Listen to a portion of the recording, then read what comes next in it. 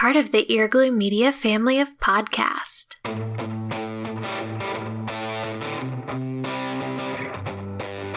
You're listening to the Cantina Cast, your home for thought-provoking Star Wars talk. Join Albert and Jonesy in breaking down the latest news, trailers, movies, and of course, your favorite characters from a galaxy far, far away.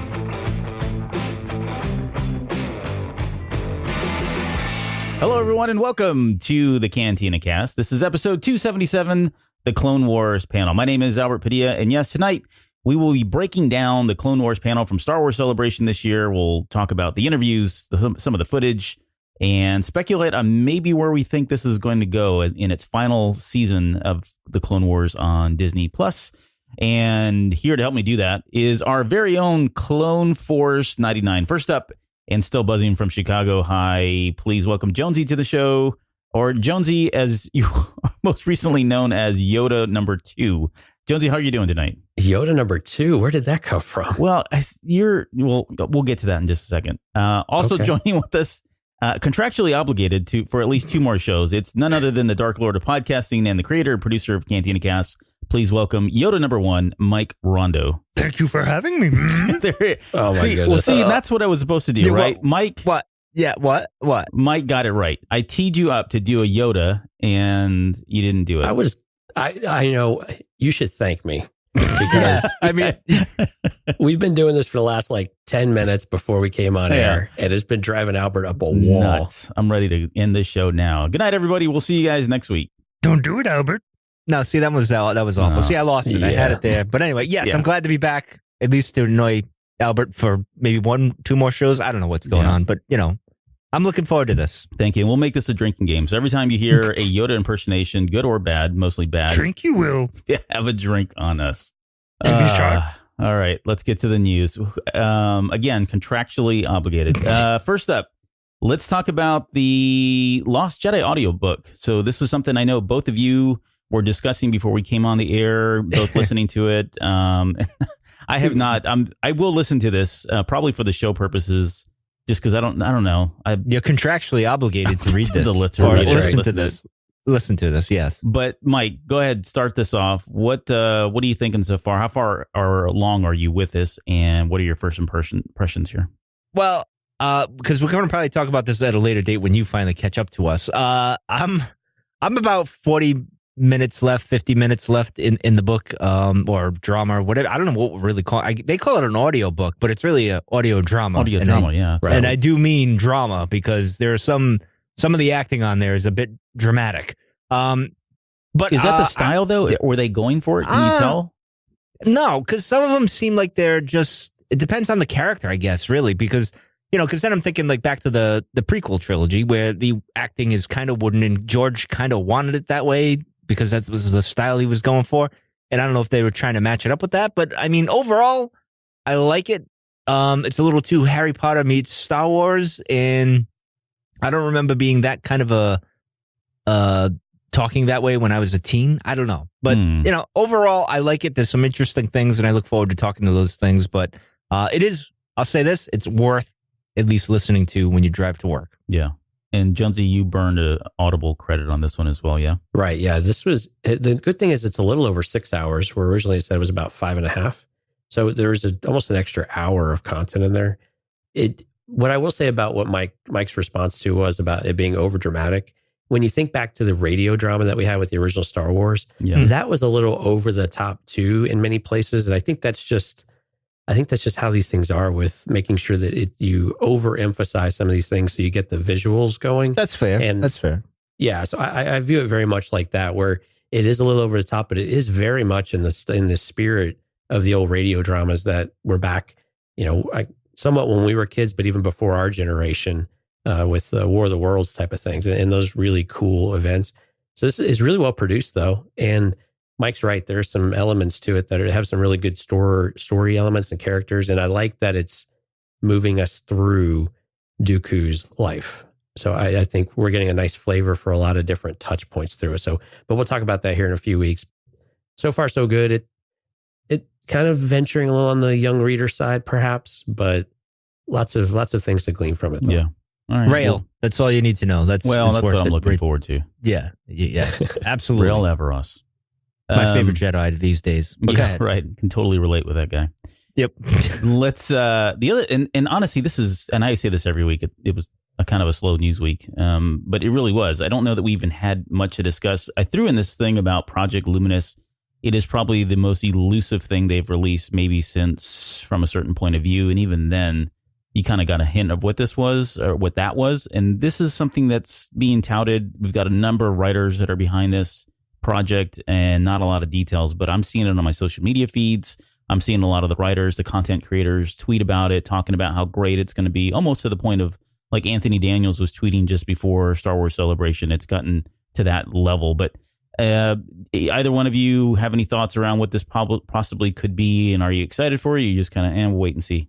It's interesting so for those not familiar, this has Claudia Gray, Charles Soule, Daniel Jose Older, Justina Ireland, and Cavan Scott all involved with it. Mm-hmm. So this is, it's got a blend of authors and some comic books, and Cavan Scott's kind of got a variety of things between comics and young reader novels and things like that. So this is really could kind of be anything. But yeah, as much as they're selling it, this seems like this has got to be, I don't know. I mean, maybe, I don't know. I'm kind of hoping maybe it's another like audiobook type of deal, but I'm thinking this is probably a collection of works actually, rather than just a single project or a single individual book or event. It sounds like a series. Isn't this supposed to be the continuation of like A Certain Point of View? Isn't this supposed to be the Empire Strikes Back version? Or am I wrong on this? Maybe. I honestly don't know. And even just before we came on the air, I was poking around just to see if anybody to release anything. I don't think anything official has been released. The content creators, to my knowledge, at least from the ones that I follow on social media, have been pretty hush-hush. They're not saying much, if anything at all, about what this possibly could be. So, yeah, they just tease that they're on it and that they're super excited and to stay tuned. But this is a 2020 project too. So this is still very, very much kind of in the distant future, considering all the things that we've got going on for the rest of 2019. Yeah. Mike, any thoughts on what this possibly could be for you? I would just you like think it to be? Not as bad as A Certain Point of View. That's if it's going to be that. I just think. Spike. Well, I think because I can't get over the Red 5 thing. That was my big thing because I had a whole theory with Red 5. If you listen to those early episodes of the show, you know what I'm talking about. But in any case, I don't know. We'll see. I mean, it's got some good authors behind it, so hopefully it'll surprise me and I'll like it. So, but I have a love-hate relationship with the novels of late anyway. So hopefully they're getting better, though. I'll say that, and I'll just leave it at that. I think it's promising with Claudia Gray and Charles Soule, right, Albert? Yeah. No, and so that's you're kind of hitting on something that I'm hoping for. So I don't know what this possibly could be. I have my own thoughts, and it's probably just this. By the title alone, Luminous, I always think luminous beings, the quote from Yoda. I think about the Force, and I hope it has something to do with the Force. Maybe they're going to pull back the covers a little bit more and give us some stories that are very focused around the Force, how it works, inner workings, that kind of thing. Maybe we're at a point now in Star Wars culture where they can do all of that, and Disney feels like they need to do that in order to open up either worlds in the future or worlds in the past, try to explain some of this stuff. That would be kind of cool to see from my point of view, I guess. But again, I'm basing that solely on people like Charles Soule and Claudia Gray, and some of these folks have been giving us more and more of that type of content. And would we get more? I don't mean to interrupt you. Would we get more of maybe Luke and Yoda in the? I said Yoda wrong. In the swamp, Yoda, and yeah, exactly. That's just how I do it. In the swamp, where it's more like you hear Luke's point of view at a certain point of his training, and then you hear Yoda.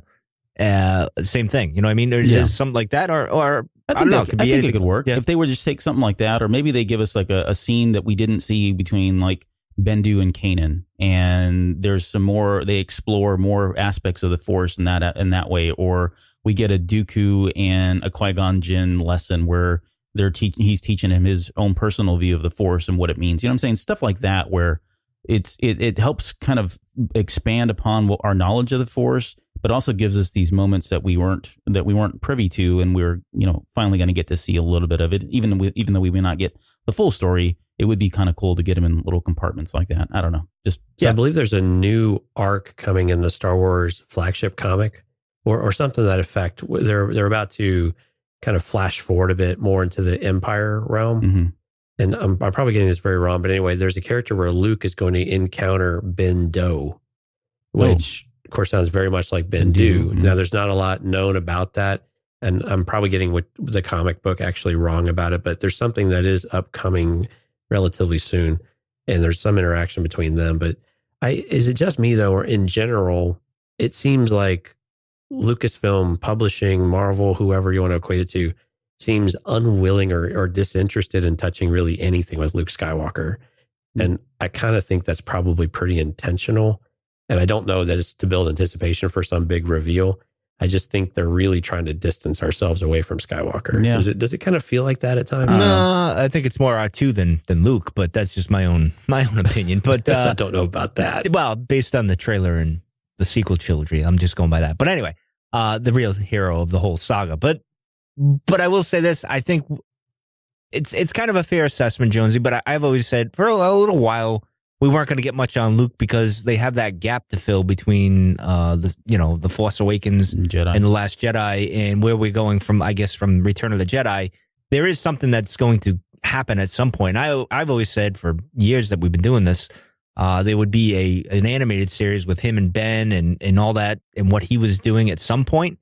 I think that'll happen at some point. I think that's why they're intentionally not filling in those gaps yet, because they're still trying to work that out, so to speak. It's not that they want to stay away from the Skywalker saga, because the Skywalkers make money, man, at the end of the day. Yeah. So I think they go that's in. yeah. No, I just want to say, I think you're right. And I think they kind of go into these, at least with the sequel trilogy, I think they went in and said, okay, we're doing the sequel trilogy, and really none of you guys are allowed to write much of anything about Skywalker. We don't want to touch on anything just because they've got to allow the writers to kind of explore and create without having to have restrictions on them. Now, that said, we did get the Adventures of Luke Skywalker, which I think was written in parallel to kind of tell some of that backstory. So that's probably okay. But I think that's really all it is. I think at some point, I'm not going to venture to say that it's in the next 2-3 years, but I think at some point they'll probably start diving back into Luke Skywalker, almost as a Renaissance sort of thing. But I think honestly, they're probably just more focused on putting the original trilogy and the original trilogy characters behind them, moving forward. They're creating for a lot more people now, and we have a lot of people that like these new characters. We have a lot of people that want to see new characters even more than what we have with the sequel trilogy and things like Rebels and Resistance and everything else that's coming out. Mandalorian, throw that in there. I think that's where they want to focus on, is all these new characters, all these new stories, and where it makes sense to kind of tie back to some of the original characters. I think they'll do it, but I don't know that we're going to get a Luke Skywalker backstory anytime soon. But I agree with that. I mean, that's kind of where I was going with that. The one interesting thing is, before we wrap this up, is with the Age of Resistance comic books that'll come out later this year. One of those is going to be a Snoke book, which I was a little bit surprised. I was a little surprised by that, because there was a character we talked about for a while, and I think even Mike, you had talked about a couple of years ago, all the interest in Snoke's backstory. And once we saw Last Jedi, it seemed like that was it. we kind of thought, okay, now maybe the floodgates will open, maybe we'll get some stuff. And it just never happened.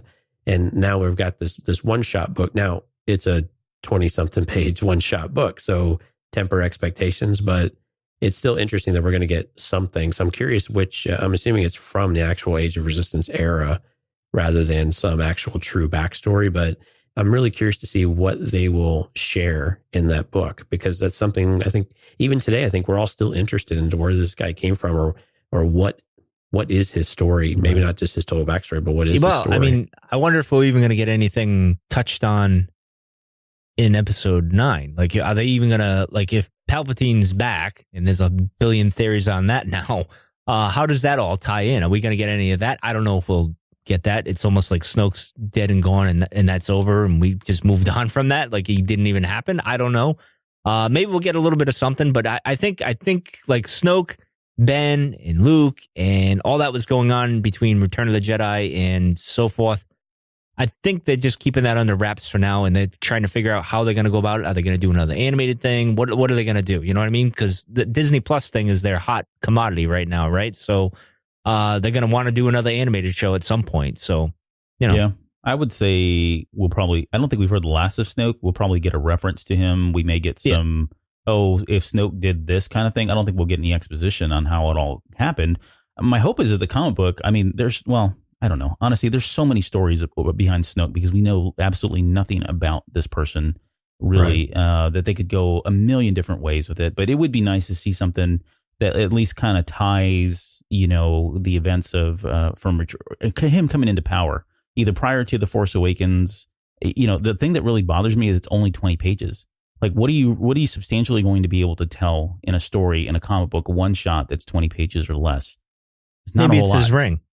Maybe it is, right. And that's what I'm saying. It's probably ring. going to be one of these really, really back story type things where we talk about the ring itself, and you get to find out where it came from, or, I don't know, some relationship he had with Hux, or him yelling at him or something. Something that's cool, but doesn't really factor into the overall story. Doesn't make any waves, I guess. But we always have hope. Yeah, rebellions are built in hope. All right, so but our comic books, not these. Really. No. Yeah, I like the comic books. Let's talk about the celebration panel, though, because that's what we're here for. And let's start with so we're going to kind of break down again the interviews that we saw and talk about some of the clips, break that stuff down, and then maybe kind of take a stab at where we think this is going to go. Although we've already talked about this, but we'll get to that here in just a little bit. So, Jonesy, I'm going to start with you. The overall impressions of the panel itself. And when I say overall impressions, just from the perspective of, hey, you were at Celebration, you got to be there firsthand. What was that like? And then how did this stack up against some of the other panels or even some of the other events for you at Celebration this year? This was one of the ones I think going into it, I was most excited about after the episode 9 panel, because Clone Wars is back, and we've been so excited about it. And when we were doing some of the Clone Wars episodes last year, it really got us re-energized about the franchise. It made us forget a little bit that, there were times where it was a little bit boring or a little drawn out, even though we had fantastic moments and fantastic arcs, but it really re-energized us last year. And so I was really looking forward to this, and being there for the event and seeing the conversation and getting to experience that was a lot of fun. This was hands down my favorite panel of the entire convention. Mm-hmm. And it was just, we've talked a little bit about it in our recap show a couple weeks ago, where the cast and the crew they're just such an engaging group that it just captures you and it just gets you excited. And the way that they went about some of the clips and things like that we're going to talk about, really, this is how you put a panel on kind of through and through, without getting into everything that I liked about it right now. But like through and through, it was just fantastic all the way through. And for people who haven't gone to watch this, it's well worth your time to go sit there and watch the replay of the panel and celebrate Star Wars. The Star Wars YouTube channel has a perfect view of it, so you don't have to go and watch shaky cam on it. Yeah. So, Mike, one thing about the panel that stood out for me, honestly, was Warwick Davis. And I just want to touch on him briefly because it seems like they keep bringing. I was going to say we, like I'm involved in any of this, but they keep You're bringing totally him, involved with all Lucasfilm decisions. I need to call him tomorrow, as a matter of fact.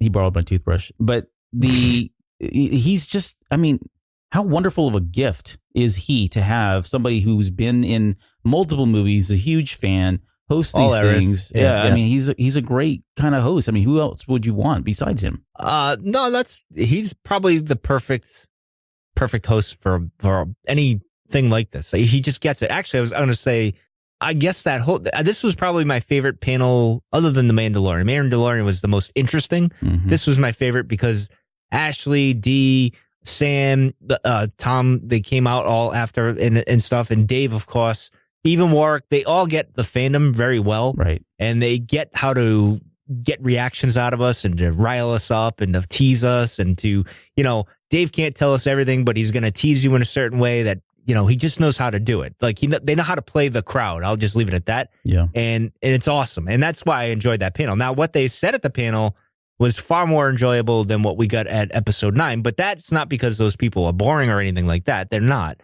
It's just they couldn't reveal anything and they're tight-lipped and, we're all there just for that trailer. Now, granted, we were for this as well, but we're also very heavily invested in the Clone Wars. So we were listening to what they had to say as well. At least that was my take on it. But I wanted to stress that this was all on Sunday. So we had this on Sunday and we had the Mandalorian on Sunday as well. Sunday was an amazing day. I just wanted to bring that up because I meant to mention that last Right. time. That was Absolutely. that was a crazy day of Star Wars, running around, checking out things, and being with all of you guys. It was just awesome. So if you ever get a chance to at least experience the madness of Celebration once, and you get to do it with your friends, and if you happen to podcast with them, you should definitely do it just to experience what it's like to see all this in person and hearing the crowd around you and cheering and stuff like that. Yeah. Especially if Dave's involved in the Clone Wars peoples. So, but anyway, continue. And there was a moment when they played the trailer. I think I reached across someone and like slapped Mike on the back about it because it was just that exciting. And you kind of get captured in it. I know how much Clone Wars means to Mike and his daughter. And just being able to see this come up, I could just kind of feel his excitement. And it got me more excited about it too, just knowing what we had seen on the screen. Yeah. I had to fight some tears in the eyes a little bit. Well, I'm just glad Jonesy finished the sentence with "I reached over and touched Mike." I was like, "Where are we going with this?" Said across. Across, yeah. Don't start with the Yoda stuff. Okay. For me, worst drinking game ever.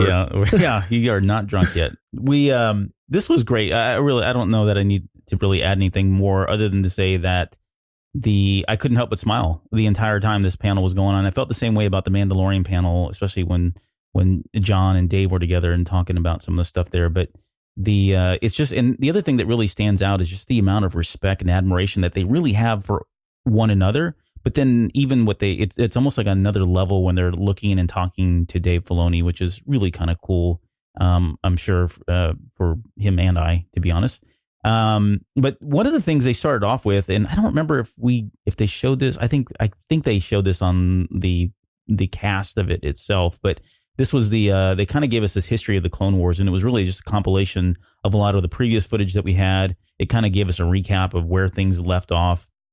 And I threw a question out here, and Jonesy, I'll go to you first. But having seen what we've seen and knowing what we're about to get into, put aside the Bad Batch story, because that's probably going to be only 4 episodes if they stick with what they've done already, right? So that leaves us with 8 episodes left. Do you see this more as is this more of Ahsoka's arc in this last season, or do you think is this going to feel like Anakin or Kenobi's arc? I agree. I think this is going to be Ahsoka. Yeah. I mean, you're right. The intro video that they gave us was a great recap, but it was very focused on Ahsoka's story, her leaving the Order and the emotional change that she's had, her evolution and her next steps. And they talked about this throughout the panel of recapturing the spirit of the character and figuring out where she's at on the path and where she needs to go next. And you're right. And once we get past Bad Batch, these next 8 episodes, I'm curious if there's going to be something in the middle. We know we're going to get Siege of Mandalore, which will be very Ahsoka heavy, but it does seem to suggest that these setups with these new characters and feeling her way through things, these next 8, the last 8 episodes are going to be firmly focused on Ahsoka and establishing who she is at this point and where she will end up and what is that next evolution as we start to think where she ended up in the Ahsoka novel. Yeah, and it was about this time. So we got that clip, and they then brought out Dave Filoni, D. Bradley Baker, Ashley, and then Sam. They all kind of sat down. And right up from the beginning, they kind of asked Dave Filoni, how did this really happen? What's the reorigin, or how did the rebirth of this? And he mentions that, that this was always a challenging show, that, having Rebels was kind of small, and that, they were allowed to kind of grow over time with that one, but that technically the Clone Wars is just a whole nother beast in itself. The animation is just on a larger scale and larger scopes. And most of those folks felt like they had already moved on. They've put the Clone Wars in the past, really weren't even thinking about coming back to it. We're primarily hyper focused on Rebels. And it was Carrie Beck of all people. And he calls her out on stage and not literally, but just says, hey, it was Carrie Beck's idea. She was the one that was really pushing for this to get finished. And when they approached Dave about doing it again, he even said himself that he wasn't sure they could even do it again, right? I mean, he probably emotionally was already past it all, had already gotten past a lot of it.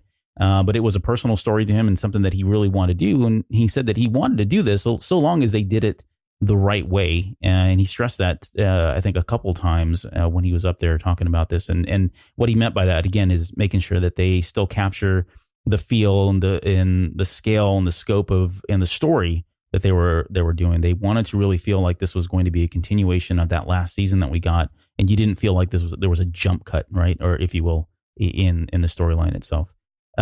So from there, one of the things that stood out for me, and Mike, this is kind of in your wheelhouse here, but they had asked them, what's the success of Clone Wars and especially this, and he goes on a couple times during this whole panel and really name drops George Lucas and said this is all his stuff. These are his stories. He was taught by the master.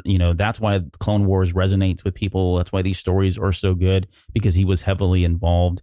Was that a special moment for you? And I'd imagine it is, but how much of an impact do you think George Lucas really has, even going into this last season here? Oh, I think heavily. I think I imagine once Dave got the green light to do this, and be honest, I was surprised when they said, I always figured they'd go back to it, but not for a while. And I always thought, like, all right, like I felt like I've moved on from Clone Wars, right? Like we went to Rebels and then we went to Resistance, and it seemed like it was not going to happen anytime soon. But you got Dave there, you got to do it, and you still got George around.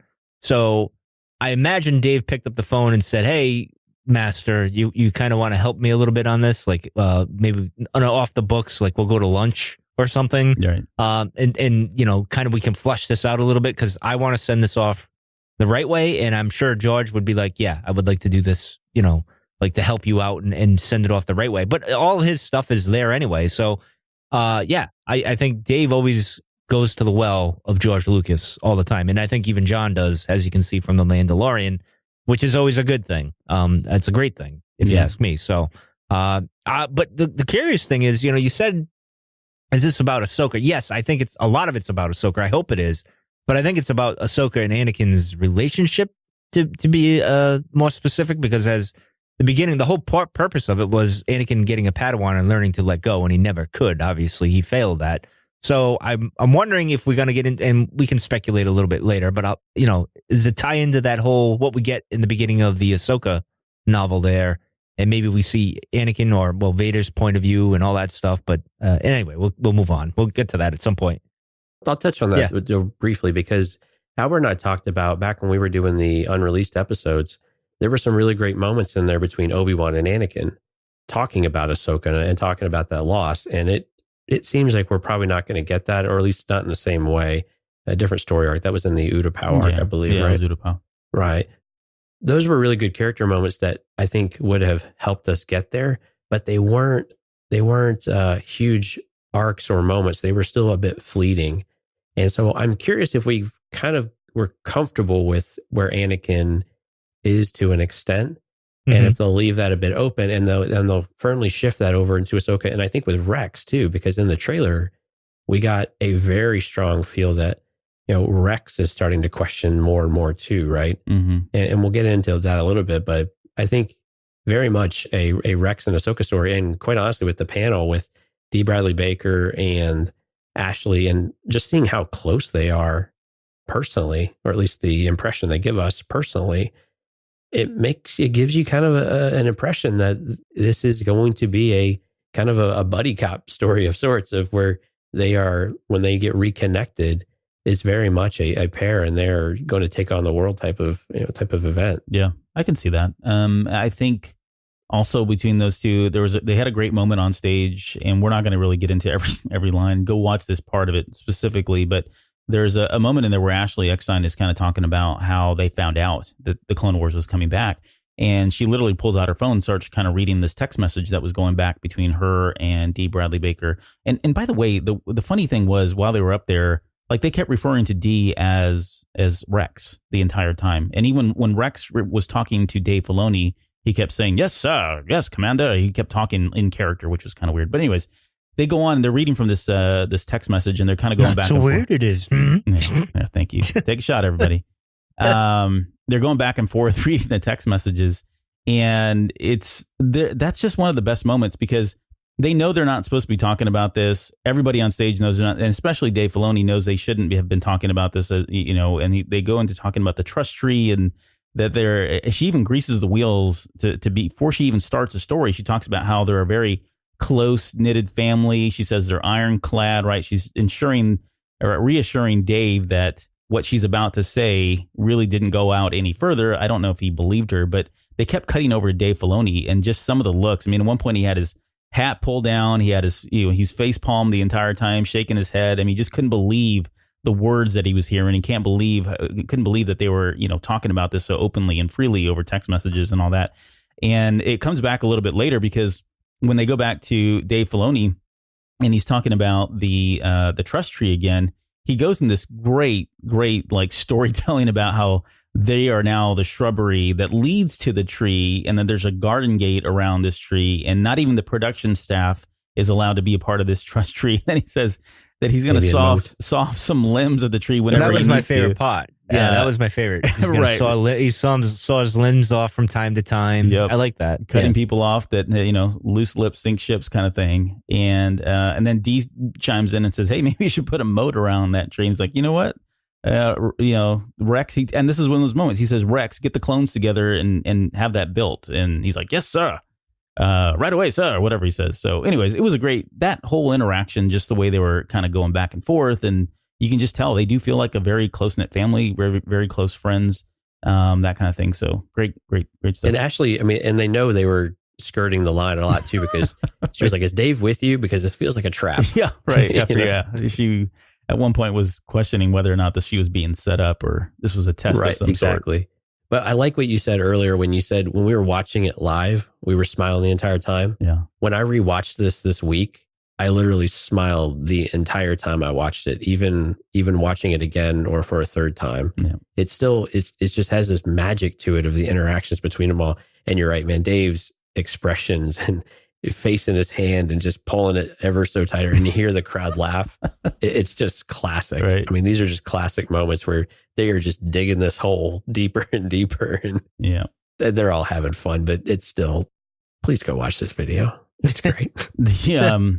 Smile with us. Yeah, smile with us. So the first clip they show is of Bad Batch, and before we get into that, Dave was kind of talking. I mean, the question that was posed to Dave is, "What can we expect from these new episodes?" And he mentions there were some technical things that they've done, some enhancements there. He talked about the facial features were tweaked a little bit. Now the emotions are truer. We've got some subtlety in the brows and the nose. They mentioned Bad Batch at that point, and he talks about this was George Lucas's idea, that these were essentially super soldiers, and this was an extension of Clone 99 arc that came up a little bit later, and that they had these reels out there, and they felt like, well, we can just retool them. He said they did make some minor changes, which makes sense, I think, given how they want to set up that last season. They probably had to tweak a couple things, but for the most part, these are the same reels, and these are the exact same reels that we covered. So for those of you who are unfamiliar, we did cover Bad Batch back in episode 245. We covered all 4 episodes, and just quickly, it's the Bad Batch, Distant Echo, On the Wings of Caradax, and Unfinished Business. So, in fact, when they mentioned that, I looked over to Jonesy and I'm like, we look like geniuses now that we've covered this. Yeah. I remember you saying because it was not, we were, I guess, expecting this to come back, or maybe we were. I think we did mention in that episode that, with the new season, if they ever brought it, when it came back, there's a first for everything. Yeah, right. We've been right. I'm proud once. of you boys. Once. Yes. Once. But let's talk about that clip real quick. So and I didn't get a chance to go back and watch the episodes myself. I don't know if either of you have, which one they showed that clip of. I'm familiar with the scene because we covered it very thoroughly, I thought.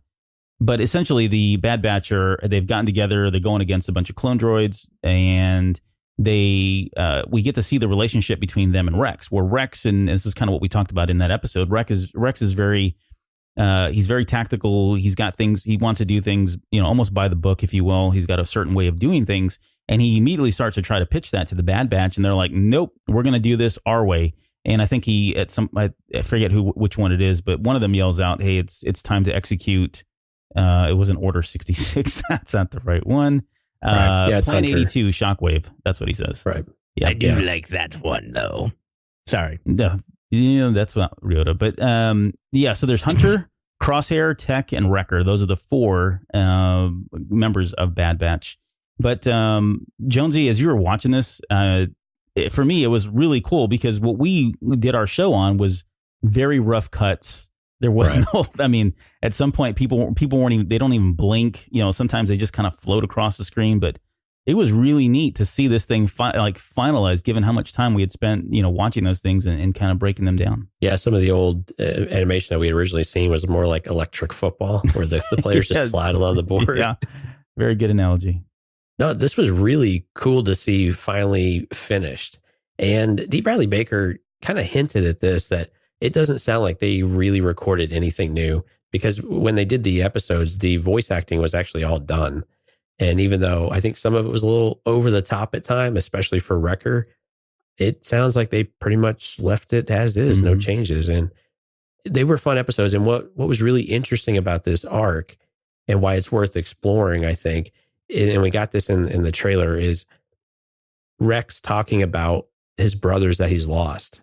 And Echo is one of them. And this series spoiler is alert. where we spoiler alert. Yeah, spoiler alert. This is where we get to learn a little bit more about what happened to Echo.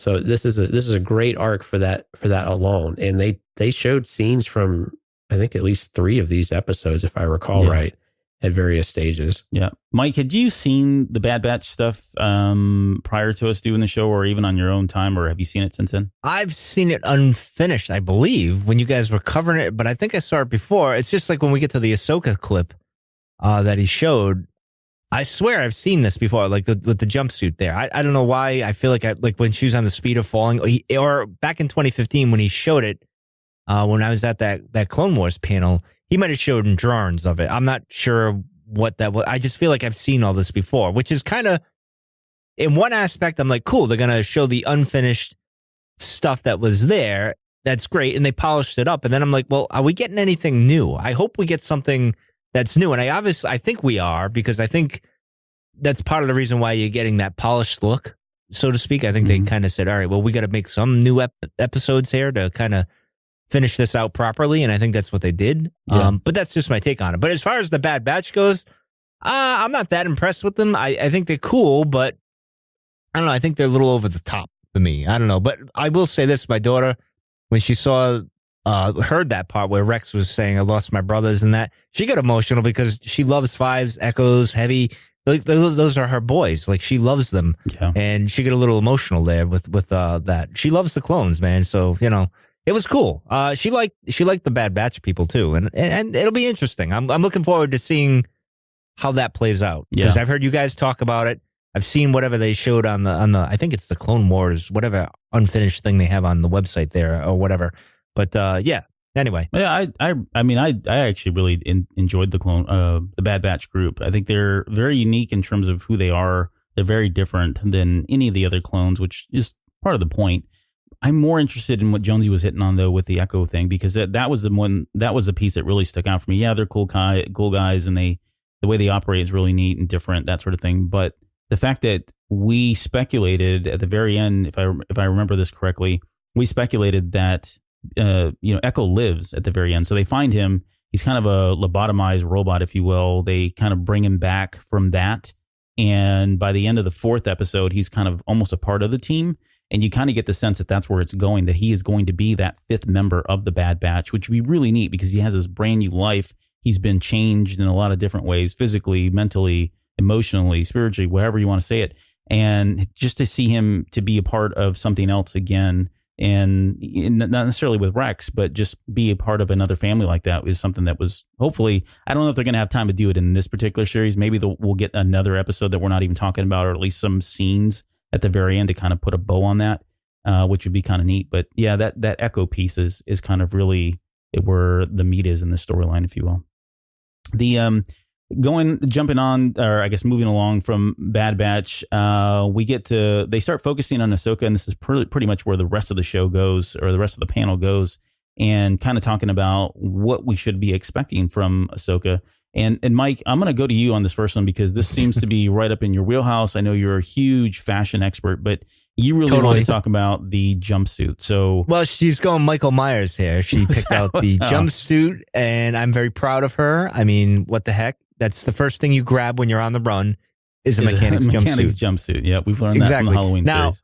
All she needs is a white mask, and she'd be good to go, of William Shatner, which would be interesting in the Star Wars universe. But in any case, the interesting thing though was funny because they kept looking over to, or I guess Dave kept making comments to Ashley. Yo, you're gonna make a suit of this. Yep. Yeah, you're gonna make a thing.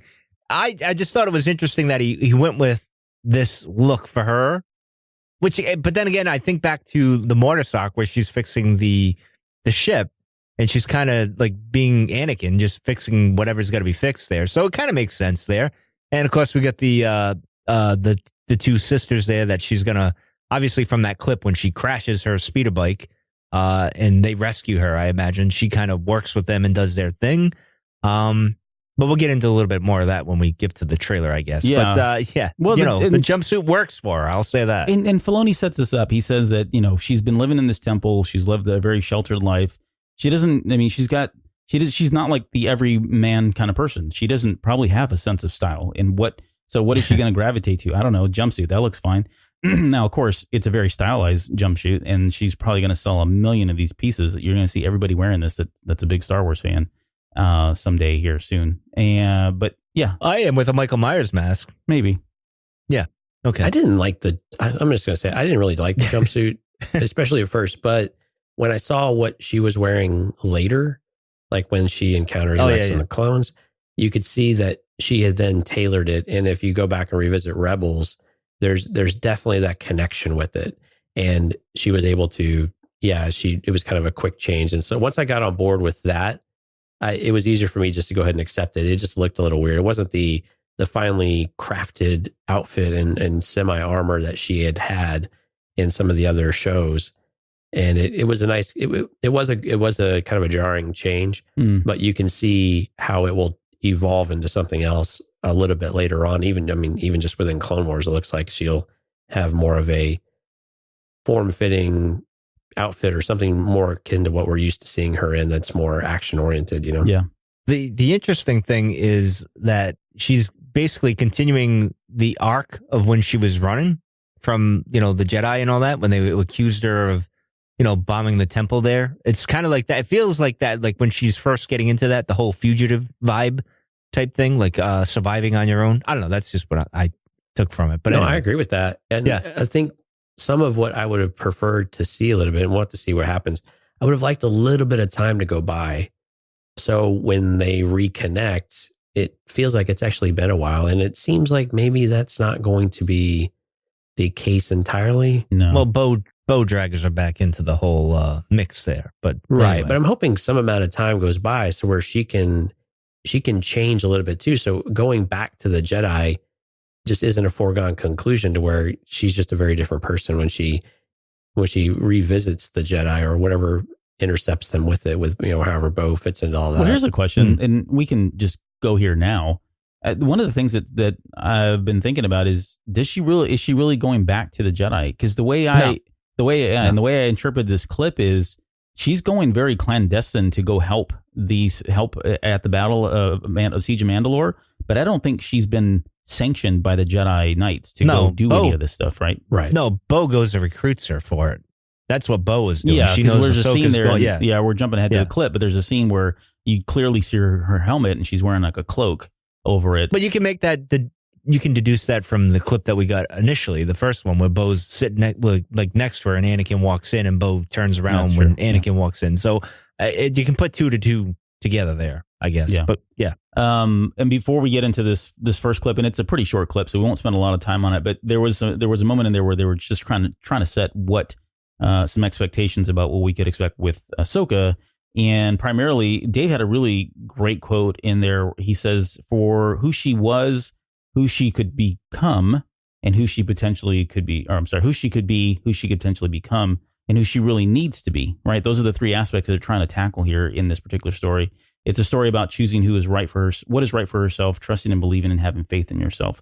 We know it takes place on 1313. There was a big round of applause from the audience because we were finally getting into the underground, and we all had aspirations and dreams of that particular game that never came out. Yeah. And then he mentioned Trace and Rafa, who are sisters, and we did get to see some images of them, and she's actually in that little clip. So let's jump to the clip. And this first clip really it starts off with Ahsoka kind of riding a speeder bike, and it was very reminiscent for me, at least, of Revenge of the Sith, right? With Anakin riding his bike, and she's almost got this discerning look on her face. She looks like a rebel without a claws kind of thing. And then the bike starts giving out. And this is always the thing about Coruscant that just stresses me out is like, what happens if your vehicle, what happens if you're in an accident or your vehicle fails? And it's like my worst nightmare. It's been my worst fear ever of a Star Wars. And I saw it. It came, oh my God. It came to life in front of my eyes. You should not.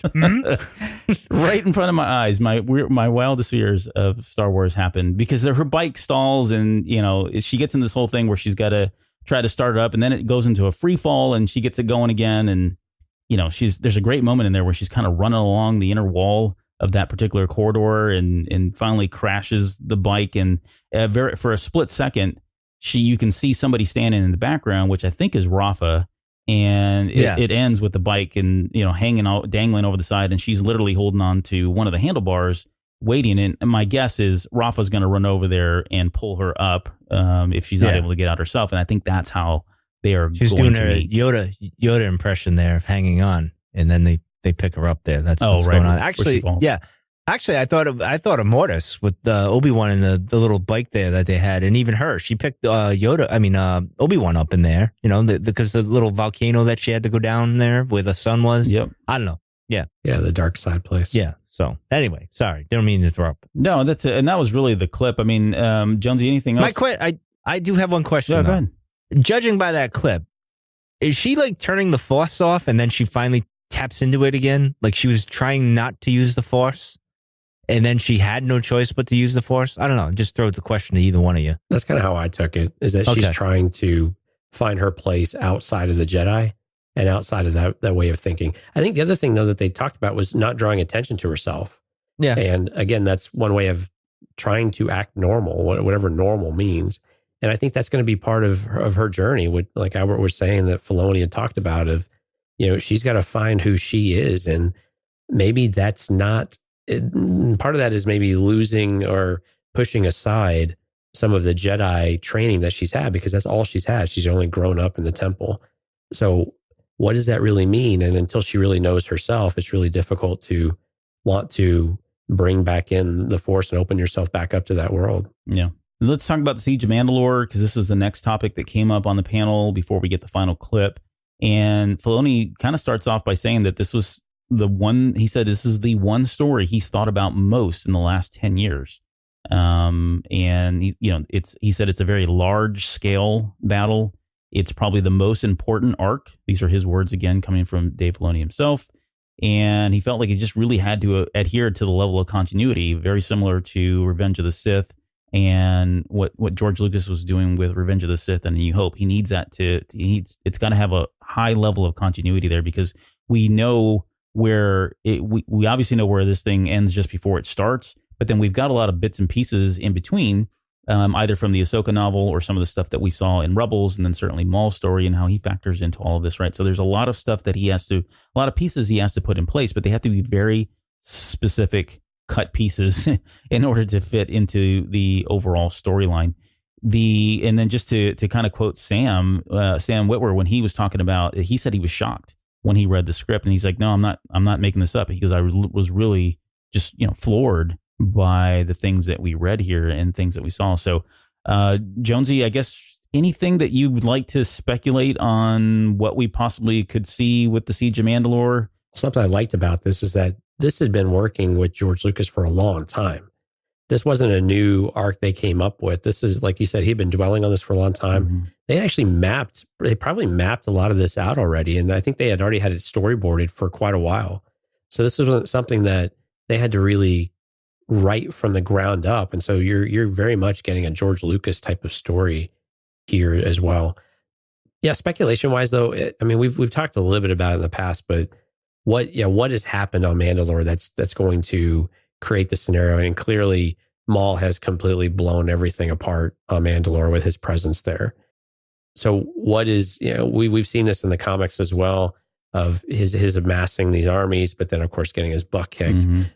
Yeah. What is the stage that we're going to walk into with Mandalore, and what disaster are they interjecting into, to where Bo-Katan is like, I guess presumably needs Ahsoka's help directly, but I'm really more curious about how they're bringing the Jedi and the 501st into this specifically, because that seems like she's either having to go to them for help, which is kind of my guess, is that she's approaching them for help rather than the Jedi actively wanting to get involved with this conflict. Well, I think if I remember correctly, and I didn't watch the episode before I left, but I think those last few episodes with Duchess of Mandalore and everything, I think it leaves off by, and I forget who it is. Someone says, "Hey, if you allow him to stay here, the Jedi Temple, the Order is going to show up, or the 501st is going to show up, the Republic is going to show up," and someone, I forget who it is, someone makes a decision of, so be it. I'd rather they show up and come decimate Mandalore to get Maul out of here, because he's just pretty much, taking everything over. So I think they knew going in, at least that's the way the episode ended. It was, they knew going into, or I guess leaving that episode, that the Republic would find out, and that there would eventually be a raid or an invasion. And even though that was, again, going to be damaging in itself, that was still a cleaner path than allowing Maul to continue to have his power there. And I really hope that when we leave these episodes, that Mandalore is really left in ruins, right? So that I think it is, because in Rebels, it seemed like it was anyways. Yeah, no, I agree with you. Yeah, I mean, because that was the thing I liked about the Legends take on Mandalorians, was that it was much more of a nomadic type of society. And they were still very, very clan oriented, very family oriented, but it wasn't necessarily grounded in anything. So they had this very earthy feel to how they live their lives, and how the code of conduct and the code of honors that they abide by. And I would like to see a little more of that flavor work into it than the pristine type of society that we saw of primary for Mandalore, right? As compared with what we had with Death Watch living in the fringes and things like that. So I'm kind of hoping, we see it kind of torn down to a more basic structure. And I'm not advocating what we had in Legends specifically, but just something that's a little more grounded, and you get that earthier type of feel to it. So it's a little more, I don't know, dirty, if you will, to where you can actually pull more story out of that, because you've got a lot more struggle, a lot more challenge of rebuilding, and what does it mean for a society type of thing. Yeah. I mean, I almost see it as, like, you look at Boba Fett and his armor, he looks very rugged, dirty. You look at the Mandalorian, he's kind of got a little bit of that going on. But there's a clear difference in terms of the way they look or I guess I should say post Siege of Mandalore and pre Siege of Mandalore. When we look at some of the clones, or I'm sorry, the Mandalorians in the Clone Wars, they're very pristine, very clean kind of thing, and it's very different after that. But Mike, for you, any predictions, and maybe even Bo-Katan, because they mentioned in this panel that she plays quite a pivotal role in this storyline. Any thoughts there around how this is going to play out? I'm not really sure, because I was thinking that as he said that, and then, Sam was saying, I was shocked, and, all this stuff. And I said, well, what could be other than like the planet being wiped out, basically, which is why it's kind of a big thing. And they call him the Mandalorian, because there's not many around. Mm-hmm. So maybe something like that, and they make a big deal out of the metal that is in there, Beskar there, and whatnot. So I'm wondering if it has something to do with that. Hard to say. I really don't know. This is the one thing I'm curious what could be, because this is the big moment, other than Ahsoka and Maul fighting, which looks pretty damn good. I don't know. I'm really curious. My only question I have is, this going to be, how many arcs is this going to? It's going to be one big thing, or are we going to get like 6 episodes that are into how are they doing this? Because this is like the big crescendo here, right? Yeah, so yeah. I imagine we're going to get a few filler, I hate using that term, episodes of things, and then we'll get into this whole thing here. So I imagine there's an episode where Anakin's talking about missing Ahsoka, because I know that was out there. That reel is out there somewhere where they're doing something and they talk about it. So you probably get that, and obviously the Bad Batch and a few others. But I'm just curious if it'll be 6. I hope it is, because I want to see the before, during, and I definitely want to see the after, with her on the run, Rex on the run, and even Vader kind of dealing with whatever happened. Yeah. So anyway, yeah, it's a good point, Albert. So how many episodes for this arc do you think they really need in order to tell it right? I think I'm going with 6. I think there's one at the beginning, maybe 2 at the beginning. I think we get, well, no. One at the beginning, Bad Batch, one in the middle, and then we get the 6 that finish it. I'm basing that solely on nothing. But that's kind of how I think of it. Because I think Bad Batch has obviously got to happen towards the beginning, but I don't think they start off with it. It seems like it would be a weird place to just pick up from. I think they need an exposition story to kind of get you caught up on what's going on, set the stage. I mean, they could tease out things for both Bad Batch, things for the Siege of Mandalore, and then go in there and then come back to it. So I almost feel like they do need another episode kind of in the middle of those just to transition off as well. But yeah, and I think I agree with you because I think we'll jump right into Ahsoka, which is kind of a pickup from where we left off. And then you're right. Then we can have the Bad Batch episode, even though it seems like it's a little out of place. What it does is it puts Rex back with Anakin and allow Ahsoka to come up like we saw in the teaser last year, right? Where Master had spent a while. Yeah. I think then you've got the moment, then you can start to kick that off. And you're right. So depending on how many they need to establish Ahsoka as on her own, I still think they're probably going to stick to this 4-4-4 type of arc. Yeah. I think they can still do this really well in 4, but they need to if they use these first 4 to be Ahsoka driven of where she's at, I think they've really got to work in some other aspects of what else is going on in the galaxy. And I think they can do that with Bo-Katan. Her showing up, you can have other scenes where you can see what's going on with her. And then this is her journey to go and find Ahsoka to find help. And we can get some flavors of that throughout this arc. And you can kind of do 2 at the same time. There's another clip in here that we've not talked about. It was the unfinished clip that Dave wanted to personally bring to Celebration and show. And this was the one where, Anakin is walking with Ahsoka as they're walking through a hallway. The clones are still saluting her, and she makes a comment about they're still saluting me. And, he's like, hey, it doesn't matter that you're not a commander anymore. It's a sign of respect. And, he says loyalty means everything to the clones. And on that line, they open up the doors, and in the bay is the 501st. And a number of them have painted their helmets to kind of look like Ahsoka's, color and features and that kind of thing. But what was more interesting about this particular clip was later, after they'd shown the clip, it was really cool. Everybody was clapping, cheering, that kind of thing. But then we get the story of Dave actually brought this clip, not for us. He actually brought it because this was a clip that he spoke about at, Celebration Orlando? London, I think is what it London. was. Oh, maybe it was. Yeah. Yeah, Right. Celebration London. They were talking about this particular clip, and it got an emotional reaction out of Ashley Eckstein at that moment. And he decided to bring this version of it so that she could actually see it because she had never seen it before. And she was crying again on stage because now he had done it to her twice, basically, which I thought was pretty cool, cruel, and sweet all at the same time. So That's why I love Dave. yeah, no, absolutely. But so Jonesy, just kind of initial reaction or thoughts on that one? No, it was a really cool clip. I mean, it was an emotional clip too. I mean, seeing the bonds that the Jedi create or have with their armies, with their squads, whatever you want to call it, with their captains and the clones in general, I think has always been one of the really great parts of the Clone Wars. And that was really one of the things that they did such a great job of explaining and showing the humanity of the Jedi, and also the ability for clones to be unique and different and bring something different to the table.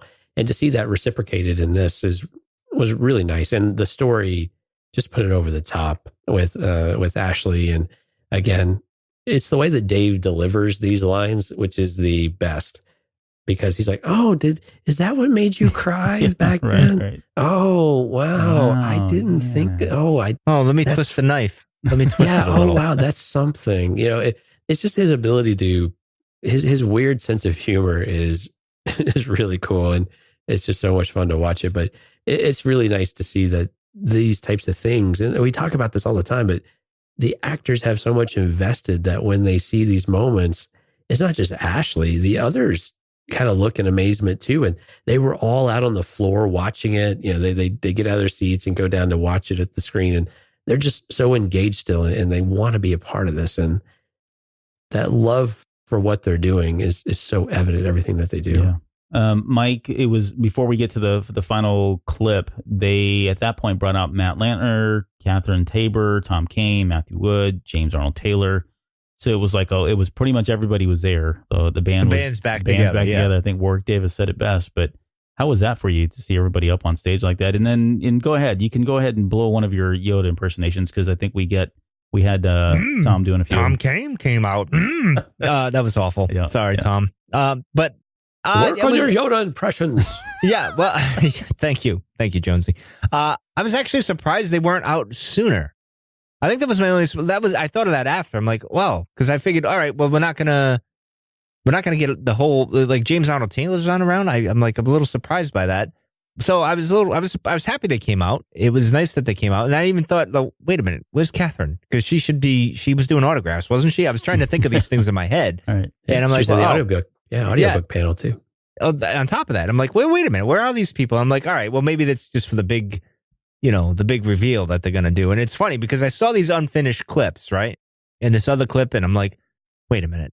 There's no way he's just going to show this and then just leave. I'm like, there's no way this is going to, no.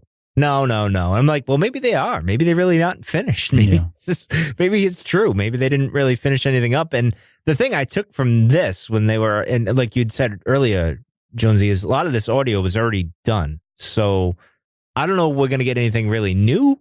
But we'll see, I guess. But anyway, I think I really get on that. Yeah, no, it's good. The one thing that so it was great to see everybody up there. But the one thing that just stuck with me about this particular moment in the panel was at the very, very end, and we touched on a little bit earlier when Dave Filoni was kind of talking about why the Clone Wars works, and he kind of mentions that because he learned from the Master, he was taught by the Master. And he said that he sat down and he listened to him. And then he kind of looked out to the audience, almost into the camera, and said, for anybody that's, doing anything really, is kind of the message here. When you go in and you're learning for the first time, or you've got a new job, new position, that kind of thing, it's important to listen. No one's really impressed with how much you can do and what you can do. What we're really impressed with, and I say we, because I experience this in my own personal life almost on a daily basis, both professionally and some of the other extracurricular activity stuff that I do. But I think that it's a lost art of just shutting up and listening and taking notes, and not trying to always say what you need to say, show how good you are, say how good you are, impress people with what you know. And it really feels like this guy took that lesson to heart. And it's a lesson that, again, we as, leaders in different things and mentors in different programs are constantly trying to get across the same very message, that it's okay just to listen. It's okay to keep your mouth closed, take notes, listen, trust that, when you're working with people that are older, that have done a lot of this stuff in the past, that there's something to learn there. They've got a lot of knowledge, a lot of wisdom that they're trying to partake. And if you're open to it, it will make you a better person. It'll make you more successful. So anyways, I'll get off my soapbox on that one. No, it's a great point, because actually we had that exact conversation at work this week. Yeah. You are all here because you are great. There's nothing to prove with one another. We've got to put everything together and get it done. Yeah. Right. And I think this is a theme that we see with Jedi too. Right. And we're hearing it in the audiobook in particular right now with Dooku. I was just thinking that too. Yeah. Yeah. Because that's very much a theme, right? Is that we know you're great. We know you're the best. Do you have to tell us that you're the best all the time? It's just a matter of stop and listen. And it's such great advice, because we just want to talk over one another, or we want to prove how much we know.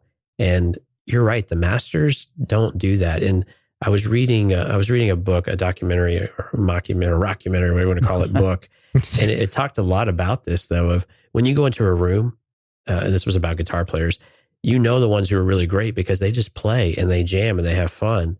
They don't try to prove how good they are, because quite honestly, everybody knows how good you are. Yeah. But I just like that it was a good theme, and it was very appropriate for what we're listening and reading to right now. All right, well, let's get into the final clip, because we're getting really short on time here. But this was the actual trailer. Obviously, Warwick Davis teased it, and it kind of starts back. It starts up with a flashback of Ahsoka leaving the Order.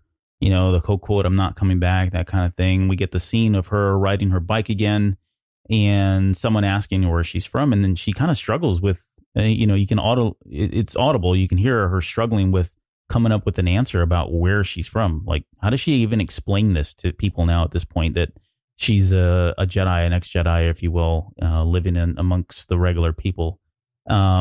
And one interesting thing that stood out for me, and Mike, I'll go to you first on this one, but this is something that we've always talked about, but again, it's one of those things until you actually see it, until you hear it, it has a different meaning. But when she's talking to this other person, presumably it's Trace or it's Rafa, I'm assuming it's one of them, but that she makes a comment, she being either Rafa or Trace makes a comment that you're probably better off down here with the Jedi running around starting wars. And that just to me was like, it rocked me because it really speaks to this, what the underworld narrative is and perception is of the Jedi Order, that they really are warmongers. And this almost kind of heralds back to the Qui-Gon Jinn novel that we were talking about, the comic, right? The Age of Republic comic we were talking about, right, where their presence is kind of painting a picture that they are warriors, even if they don't want to be. Well, there was those episodes where they were protesting outside the temple as well, in the Clone Wars too. I forget that was like season 5 or something like that. I can't remember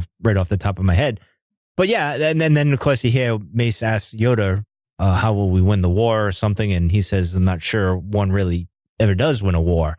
Because they just keep continuing anyway. So it's just evolves into another one. So that was interesting though. It was interesting seeing how, I'm curious how Ahsoka's going to react to that. Because I would think she would get defensive, but maybe at this point she's kind of like, yeah, maybe you're right. I don't know. Yeah, no, good point. I could see her going both ways, but I'm with you. I think she probably would get defensive, at least initially on. But we'll see. It goes into next kind of scene is Rex holding up a picture of Fives, and Jonesy, this is that line you were mentioning about where he's, we've got a picture of Echo and Heavy and some of the warriors that he's lost there. We've got the Mace and Yoda conversation going back and forth. And then we get another voiceover where someone says, you'll never see any Jedi around here. And they're speaking of the underworld in level 1313. And again, another one of those, wow, that's right, moments, though, even though we've probably talked about it or touched on it in one way or another. But yeah, I can't see why the Jedi would even take the time to go down. They're all fighting wars and battles and they're out protecting people all across the galaxy. And then you come to think that they probably aren't spending a whole lot of time in their own, homeworld there, if you will, in 1313. Well, it's very much this class-based society too. Yeah. What are the Jedi in? They're in this temple high above, they're in the upper levels, right? Not in these lower levels. And it's just a class thing. I mean, why would you ever come down here unless you were chasing scum for the most part? Yep. And you can just equate that to everybody that's down there, whether that's right or wrong. And I think this is great. I mean, you start to see the descent and you can start to understand that maybe this descent isn't just in the lower levels of Coruscant. Maybe this is across the galaxy of how people really do view the Jedi. It makes Palpatine's rise all that much clearer and easier to see how he's got a road kind of paved for himself. Well, Rael's point of view.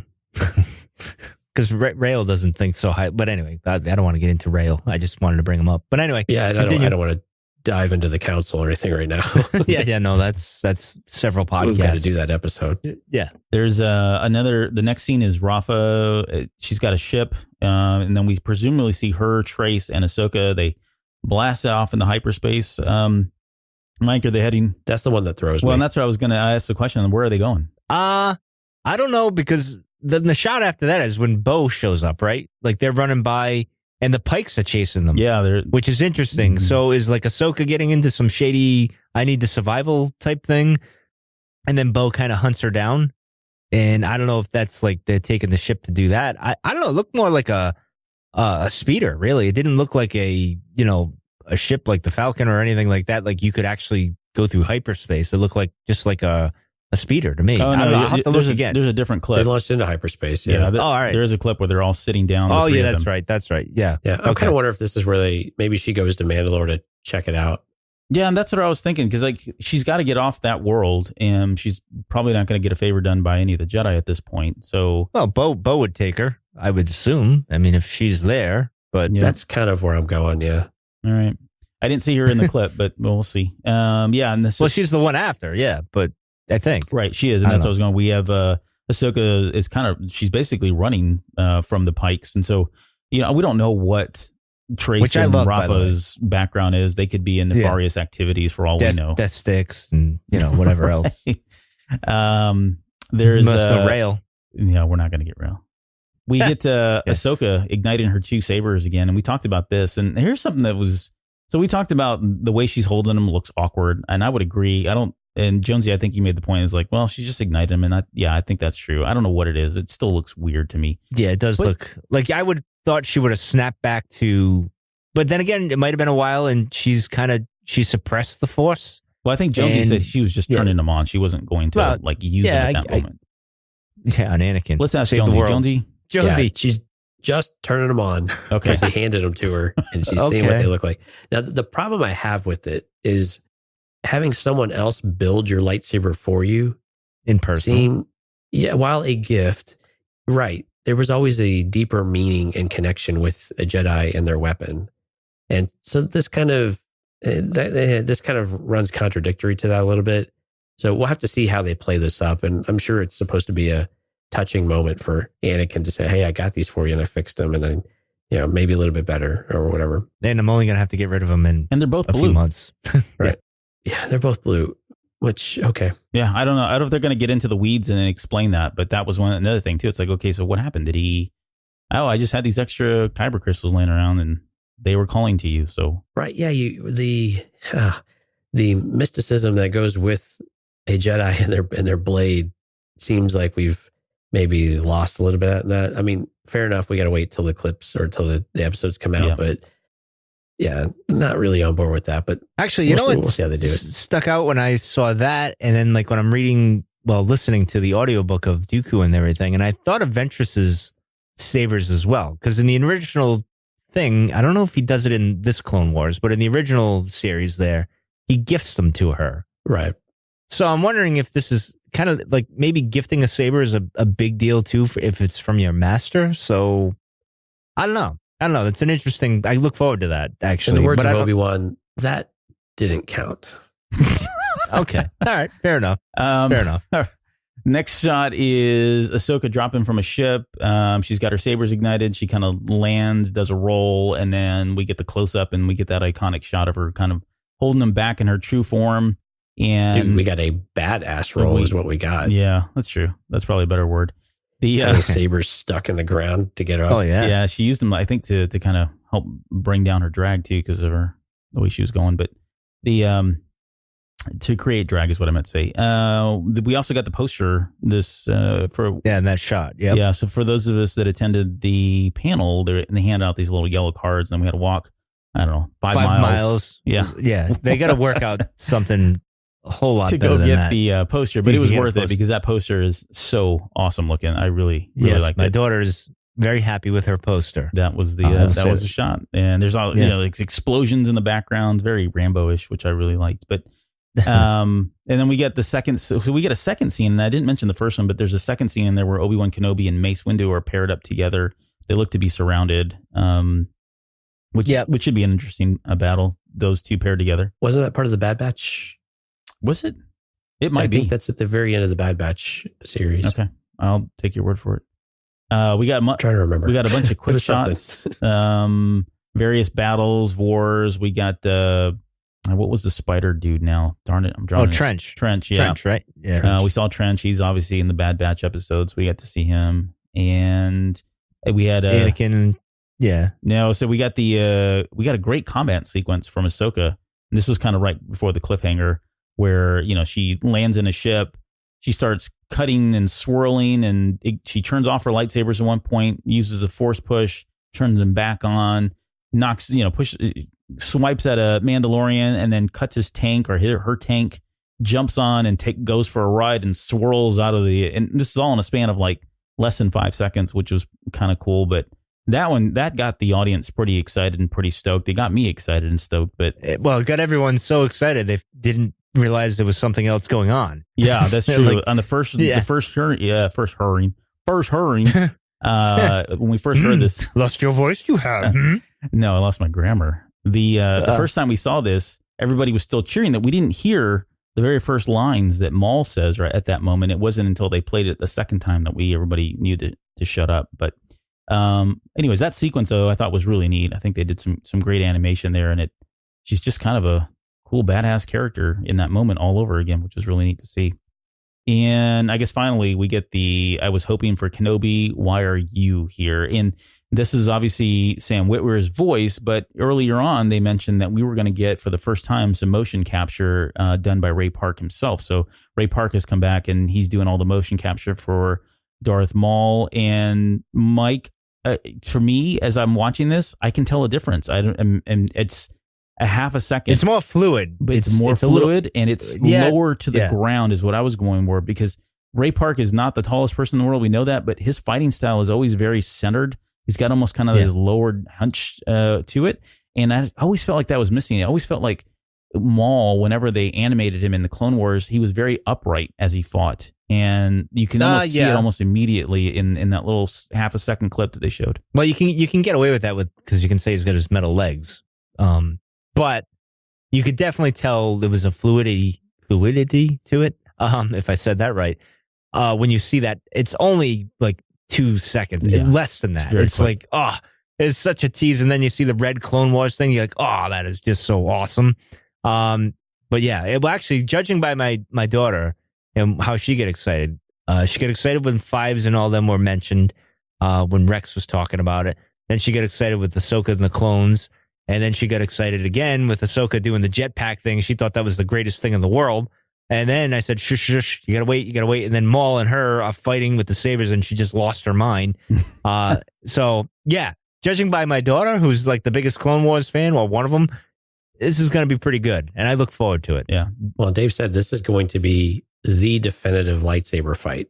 Right. So this is the one. Yeah. If the Kenobi Maul was very short, very brief, even if very personal, this one is going to be just epic and presumably long and drawn out. I was hoping, well, it's going to be cool to see what that actually translates into, because Sam, what we're saying, the Lady Vader comments that we got in Rebels, and what's that backstory? What's all the tension from? What did we miss out on? Lady Tano.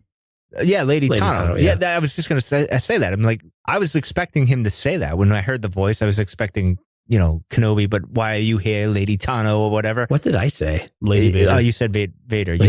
Oh my goodness. Mine's in the gutter.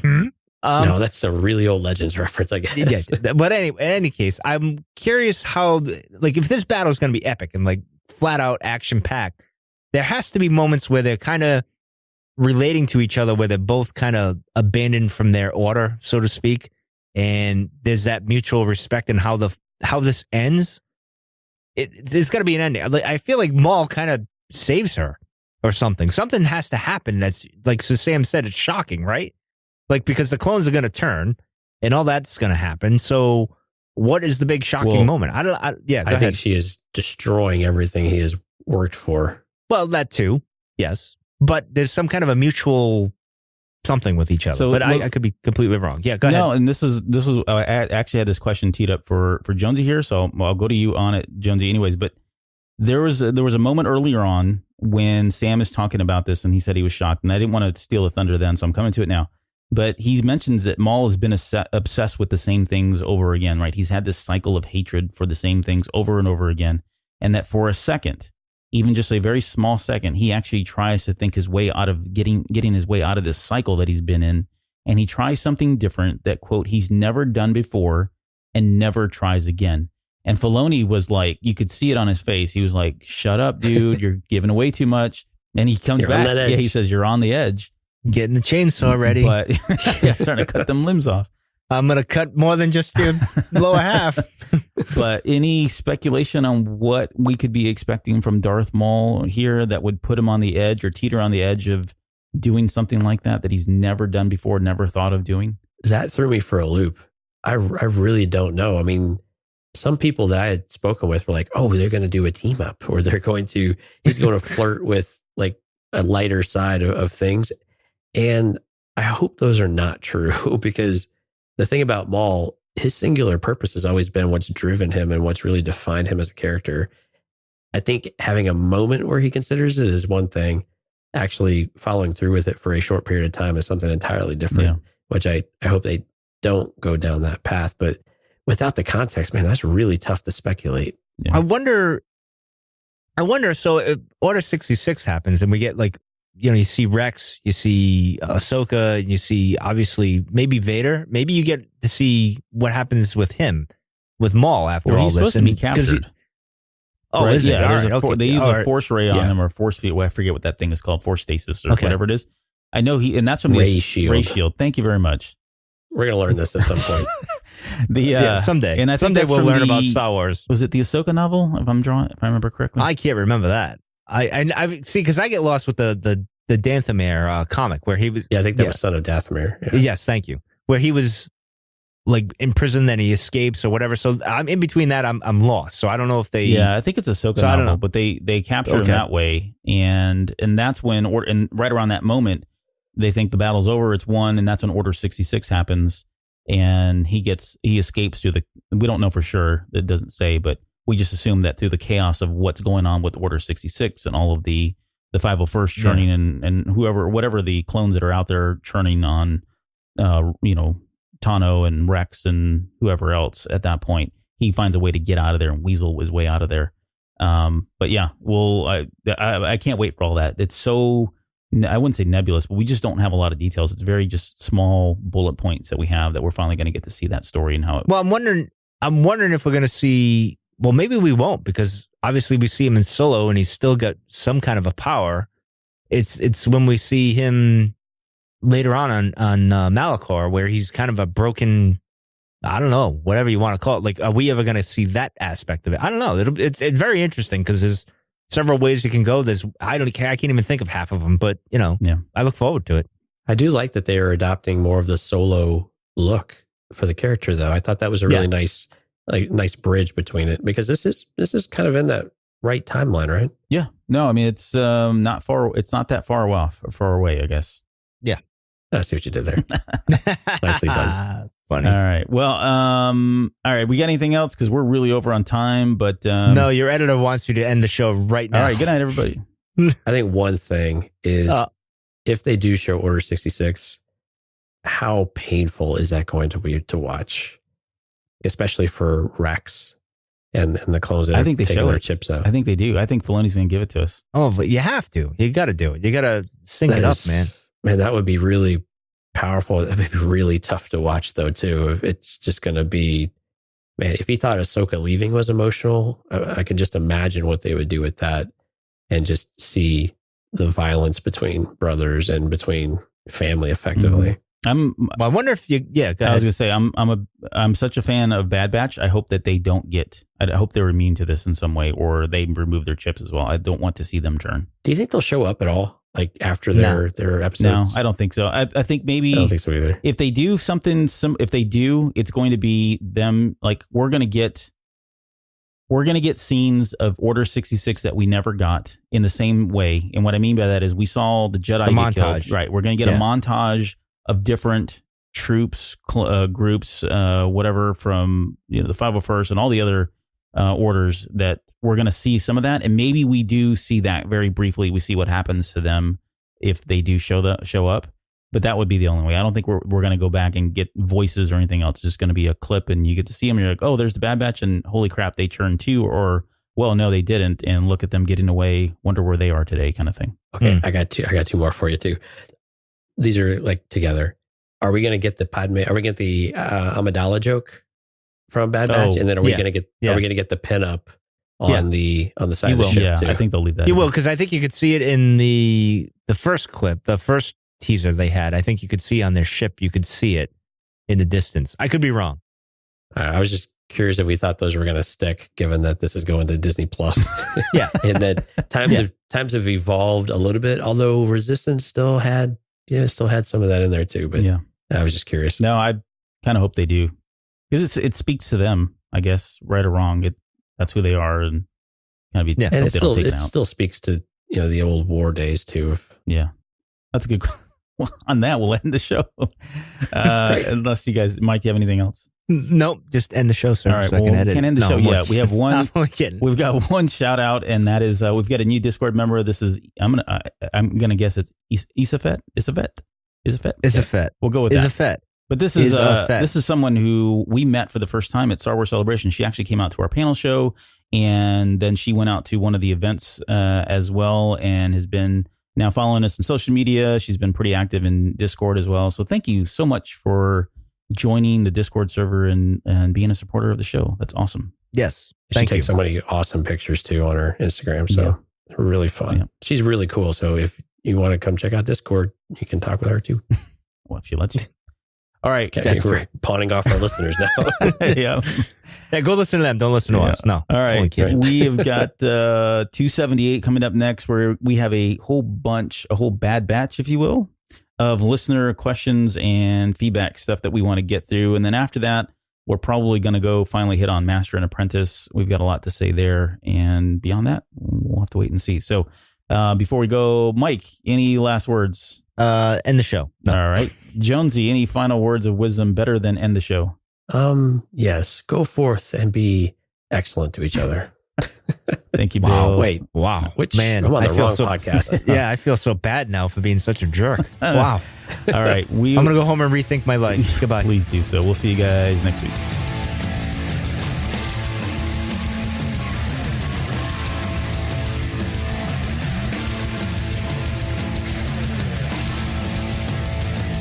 You're still listening? Wow. That's amazing. Well, I'm here to give you the disclaimer. Normally we do a big, long, drawn-out disclaimer thing saying what's what and who's what and all that other stuff, but I think you guys kind of know that Lucasfilm and Disney have no affiliation with us at all, and we have none with them. We talk about Star Wars, which is their property, and all that other good, fun stuff, but I think you can tell which is our stuff and which is their stuff. If you can't, well, then send a lawyer to send an email to me, and I'll be glad to chat with them. Other than that, you know what's what, so that's your disclaimer.